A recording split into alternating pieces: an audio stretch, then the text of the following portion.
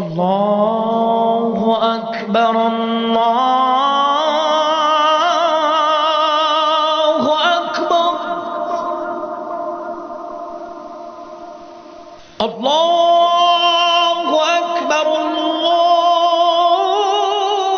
যখন পৃথিবী থেমে যায় এক ঈশ্বরিক আমন্ত্রণে।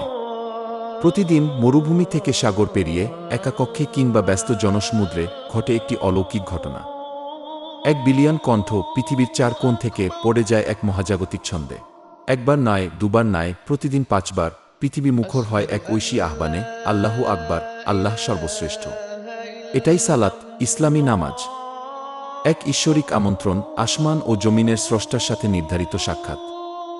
ইতিহাসে আর কোনো প্রার্থনা এত সুশৃঙ্খল, এত নির্ভুল, এত জীবন্ত নয়।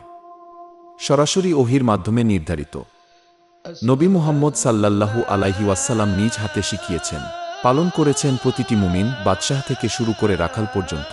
এটা এমন কিছু নয় যা আমরা যখন খুশি তখন করি।